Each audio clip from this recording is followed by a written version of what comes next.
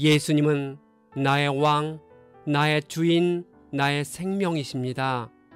하나님 아버지, 예루살렘 성전 건축 중단으로 스가랴에게 환상을 보여주시어 예수님의 초림과 재림을 깨닫게 하셨습니다.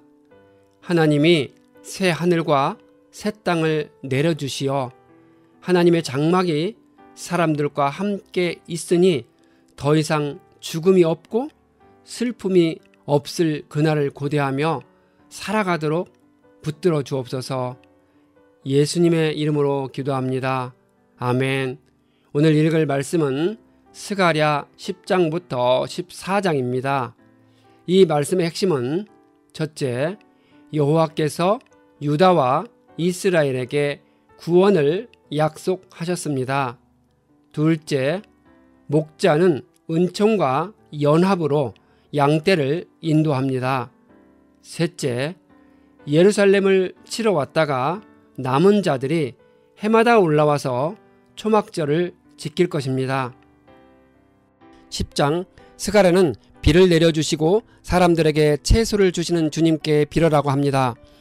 드라빈 우상은 헛소리나 하고 점쟁이는 거짓 환상을 보면서 헛된 말로 위로하니 백성이 양떼같이 방황하며 목자가 없으므로 고통을 당한다고 합니다.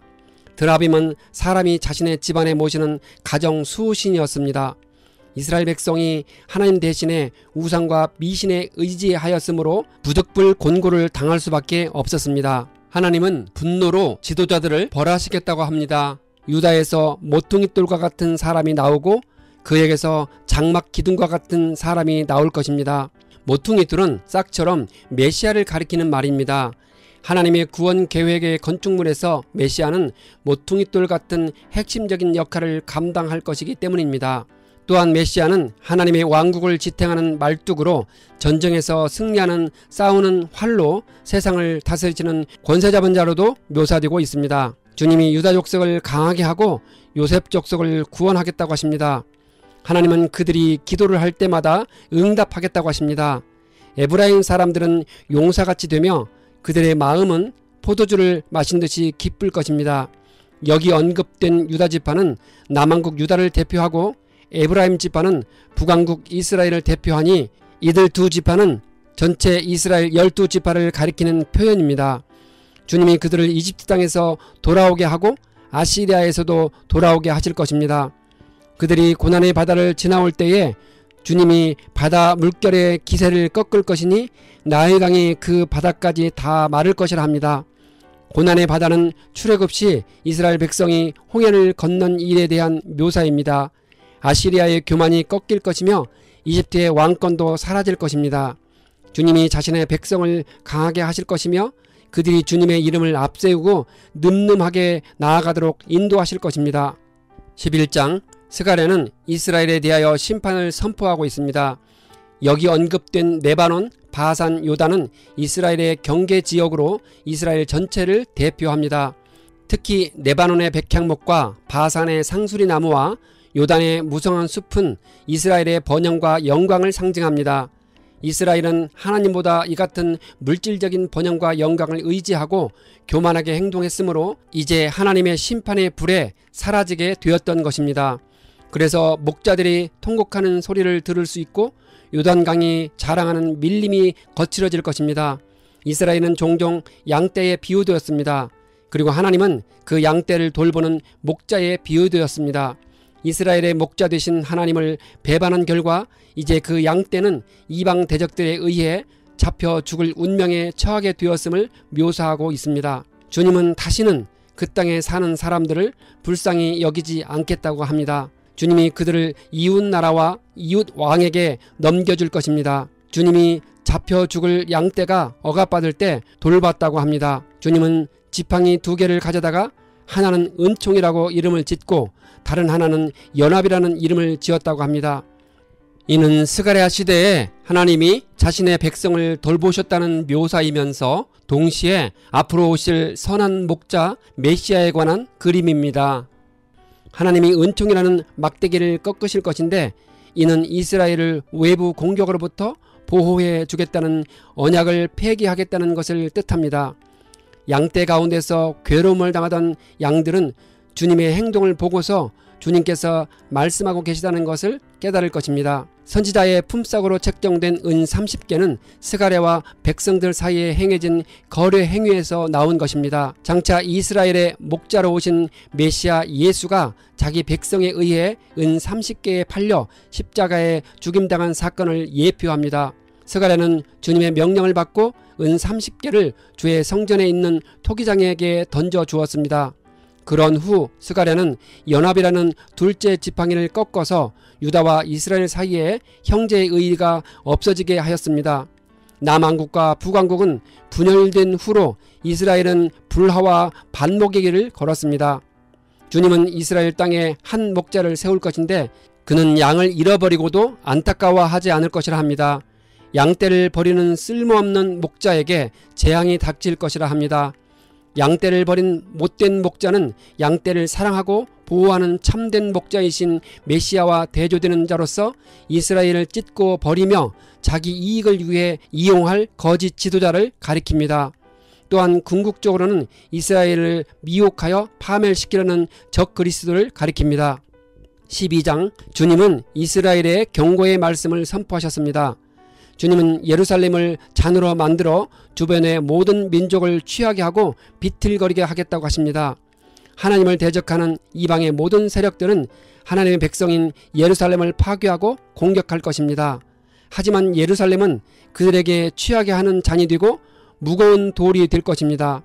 이는 하나님의 심판으로 이방의 대적들이 비틀거리게 되고 상하게 되어 결국 멸망하게 될 것이라는 뜻입니다.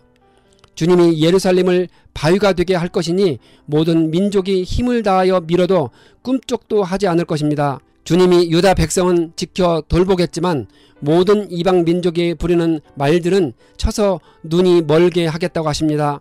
그러면 유다의 지도자들은 속으로 예루살렘 사람들이 하나님의 도움으로 강하게 되었다고 말할 것입니다. 그날의 주님이 유다의 지도자들을 과열된 도관이나 횃불처럼 만들어 그들이 주변의 모든 민족을 닥치는 대로 불사를 것이라 합니다. 주님은 다윗성과 예루살렘보다 유다 장막을 먼저 구원하시겠다고 합니다. 견고한 성벽으로 요새화된 다윗성과 예루살렘에 비하여 유다 장막은 아무런 보호 성벽이 없는 허술한 곳이었습니다.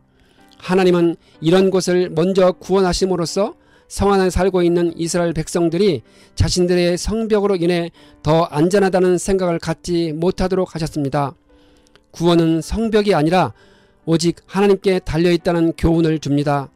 그날이 오면 주님이 예루살렘을 치러오는 모든 이방 나라를 멸망시킬 것입니다. 주님은 내가 다윗 집안과 예루살렘에 사는 사람들에게 은혜를 구하는 영과 용서를 비는 영을 부어주겠다고 하십니다. 예루살렘 주민들이 찌른 그는 당시에 부당하게 죽은 누구를 가리킬 수 있겠지만 스가랴는 메시아에 관한 예언을 하고 있습니다. 장차 자기 백성에 의해 십자가에 못 박혀 창으로 찔림당한 메시아 예수에 관한 예언입니다. 그날이 오면 예루살렘에서 슬프게 울 것이니 무깃도 골짜기에서 슬퍼한 것처럼 기막히게 울 것이라 합니다. 유다왕 요시야가 이집트와 치른 무깃도 골짜기 전투에서 치명상을 입고 죽었을 때 예루살렘과 유다 백성들이 크게 슬퍼하며 애곡하였습니다. 이와 똑같이 온 나라에서 가족마다 따로따로 슬피 울 것이라 합니다. 다윗 집안, 나단 집안, 레위 집안, 시므이 집안의 가족들과 여인들이 슬피 울 것이라 합니다. 장차 하나님이 자기 백성에게 회개의 은총을 베푸실 때 백성들이 자신의 죄악에 대해 슬퍼함이 이와 같을 것이라 합니다. 13장 그날이 오면 샘 하나가 터져서 다윗 집안과 예루살렘에 사는 사람들의 죄와 더러움을 씻어줄 것이라 합니다. 구약에서 샘물은 죄와 부정을 정결케 하는 의식을 할 때 꼭 필요했습니다. 신약에서는 그러한 정결함이 십자가에서 흘린 그리스도의 희생의 피를 통해 가능합니다. 그날이 오면 주님이 우상을 없애고 예언자들과 더러운 영을 이 땅에서 없애겠다고 합니다. 그런데도 누가 예언을 하겠다고 고집하면 그의 아버지와 어머니가 아들이 예언하는 그 자리에서 그 아들을 찔러 죽일 것이라 합니다. 이는 거짓 선지자들에 대한 철저한 배격을 극단적으로 강조한 표현입니다. 장차 새 언약하에서 새롭게 변화받은 하나님의 백성은 주님께 대한 신뢰와 충성을 최우선의 가치로 여길 것입니다. 따라서 가장 가까운 인간관계라 할지라도 하나님의 이름을 빙자하여 거짓 예언을 하게 되면 그를 배격할 것이라는 뜻입니다. 그날이 오면 어느 예언자라도 자기가 예언자 행세를 하거나 계시를 본 것을 자랑하지 못할 것이라 합니다. 그러고는 기껏 한다는 소리가 나는 예언자가 아니다, 나는 농부다, 어려서부터 남의 종이다 라고 말할 것이라 합니다. 주님은 목자를 치면 양떼가 흩어질 것이라 합니다. 여기서 목자는 양떼인 이스라엘의 참 목자이신 메시아 예수를 가리킵니다. 후일 예수님은 자신의 십자가 죽음을 앞둔 상황에서 제자들에게 이 예언의 말씀을 적용하셨습니다. 하나님이 온 땅을 치면 3분의 2가 멸망하여 죽고 3분의 1만이 살아남게 될 것이라 합니다. 남은 3분의 1은 이스라엘의 남은 자들로 환란을 통과하고 최종 구원을 받을 하나님의 경건한 백성들을 가리킵니다. 하나님은 그들을 내 백성이라고 부르고 그들은 주님을 우리 하나님이라고 부를 것이라 합니다. 14장 주님의 날이 오면 약탈자들이 그들의 재산을 약탈하였다가 그들이 보는 앞에서 그것을 나누어 가질 것이라 합니다. 그날은 선지자들이 경고한 대로 하나님이 마침내 심판을 베푸시는 날입니다. 하나님이 모든 이방 나라를 모아서 예루살렘과 싸우게 하겠다고 합니다. 도성이 함락되고 여자들이 겁탈당하고 이 도성의 주민이 절반이나 사로잡혀 갈 것이라 합니다. 그러나 하나님이 이방 나라들과 싸우실 것입니다. 그날이 오면 주님께서 예루살렘 맞은편 동쪽 감람산 위에 발을 디디고 서실 것입니다. 그러면 감람산은 한가운데가 갈라져서 동서로 뻗은 깊고 넓은 골짜기가 생길 것입니다. 여기서 감람산은 주님의 날에 하나님의 심판이 임할 상징적인 처소로 보는 것이 설득력이 있습니다.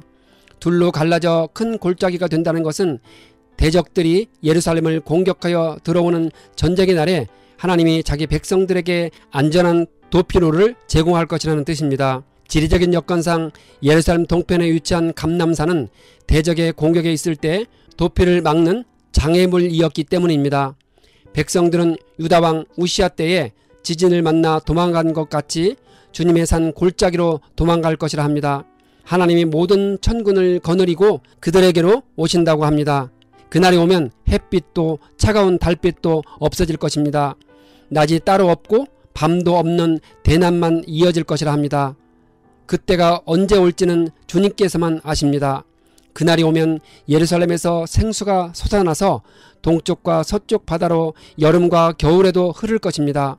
생수는 저수지에 받아둔 물이 아니라 샘에서 솟아나는 신선한 물을 가리킵니다. 물이 귀한 팔레스틴 지방에서 생수는 생명을 살리는 축복이요 은혜였습니다. 장차 메시아의 시대에 생수가 하나님의 보좌가 있는 예루살렘에서 흘러나올 것이라는 예언입니다. 게바에서 예루살렘 남쪽 림몬까지 온 땅이 아라바처럼 평평해질 것입니다.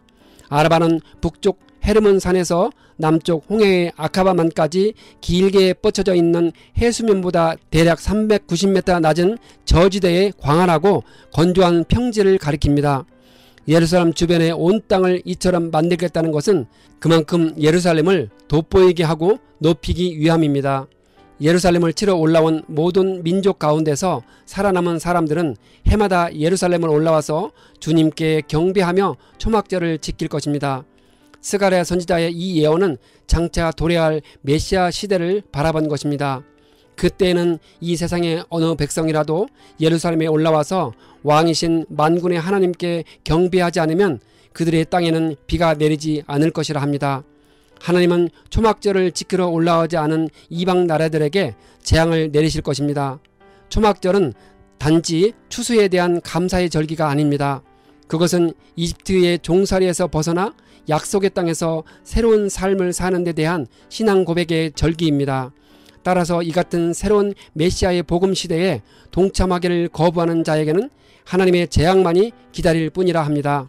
그날이 오면 말방울까지 주님께 거룩하게 바친 것이라고 새겨져 있을 것이며 주님의 성전 안에 있는 모든 솥이 제단 앞에 있는 그릇들과 같이 거룩하게 될 것입니다. 예루살렘과 유다에 있는 모든 솥도 주님께 거룩하게 바친 것이 되어 제사를 드리는 사람들이 와서 그 솥에 제물 고기를 삶을 것입니다. 그날이 오면 만군의 주님의 성전 안에 다시는 가나안 사람이 없을 것입니다. 여기서 가나안 사람은 도덕적으로 부패하고 영적으로 타락한 자들을 가리키는 말입니다. 따라서 그런 자들은 장차 세워질 의롭고 성결한 하나님의 나라에서 철저히 배제될 것입니다. 스가랴서는 스룹바벨 성전 건축을 진행하도록 권면하는 말씀으로 시작했다가 진정한 성전이신 메시아 예수 그리스도의 초림에 대한 묘사와 언젠가 반드시 다시 오실 예수님에 대한 언급으로 끝을 내고 있습니다.